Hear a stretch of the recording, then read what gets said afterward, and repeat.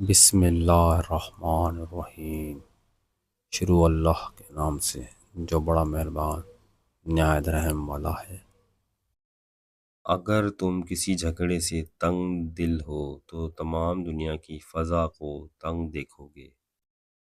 جب انسان کی آنکھوں سے ندامت کے آنسو بہتے ہیں تو اس پر رب کی رحمت برستی ہے۔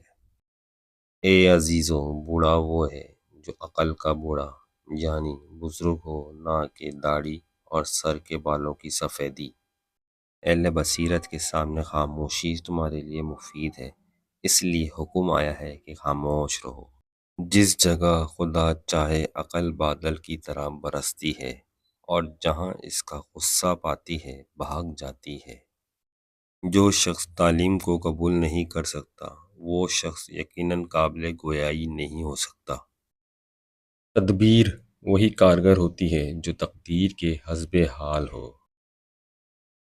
انسان کا دل توڑنے والا شخص اللہ کی تلاش نہیں کر سکتا۔ تمہاری اصل ہستی تمہاری سوچ ہے، باقی تو صرف ہڈیاں اور خالی گوشت ہے۔ اکیلے رہنا بری صحبت میں رہنے سے بہتر ہے۔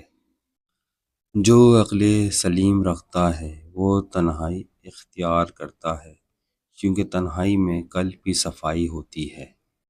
جب تک دل ٹوٹے گا نہیں، دل میں روشنی کیسے داخل ہوگی؟ خاموش رہو، صرف خدا ہی تمہارے دل کا بوجھ ہلکا کر سکتا ہے۔ اگر میرا علم مجھے انسان سے محبت کرنا نہیں سکھاتا تو ایک جاہل مجھ سے 1000 درجہ بہتر ہے۔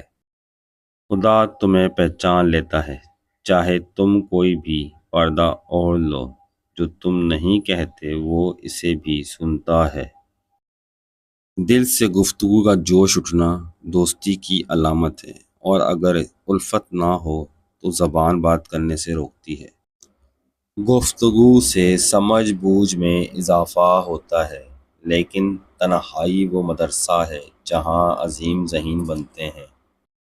زندگی کا پانی اندھیروں سے بہتا ہے، اندھیروں سے بھاگو مت بلکہ ان کو تلاش کرو۔ یاد رکھو، جب تک اپنی نجات کا یقین نہ ہو کسی گناہگار کا مذاق نہ اڑاؤ۔ خدا تک پہنچنے کے بہت سارے راستے ہیں، لیکن میں نے خدا کا پسندیدہ راستہ مخلوق سے محبت چنا ہے۔ میری عمر کا حاصل ان 3 باتوں سے زائد کچھ بھی نہیں۔ خام تھا، پختہ ہوا اور جل گیا۔ اچھی صورت دل کو متاثر کرتی ہے، جبکہ اچھی سیرت روح کو۔ انسان کو خدا نے بہترین سانچے میں ڈھال کر پیدا کیا ہے۔ جنتی اور جہنمی وہ بعد میں بنتا ہے۔ جہاں پانی گرتا ہے وہاں سبزہ اگتا ہے، جہاں آنسو گرتے ہیں وہاں رب کی رحمت برستی ہے۔ جب عقل پر پردہ پڑ جائے تو سمجھانے والا آدمی سب سے برا لگنے لگتا ہے۔ برداشت کے کانوں سے سنو، رحم کی آنکھوں سے دیکھو اور محبت کی زبان سے بات کرو۔ اللہ تعالیٰ جب کسی بندے سے ناراض ہوتا ہے تو اسے پاکیزہ لوگوں کی عیب جوئی میں مشغول کر دیتا ہے۔ اپنی آواز کے بجائے اپنے دلائل بلند کرو۔ خدا جب کسی بدقسمت کو دکھ دینا چاہے تو وہ انسان ناشکری کا راستہ اختیار کر لیتا ہے۔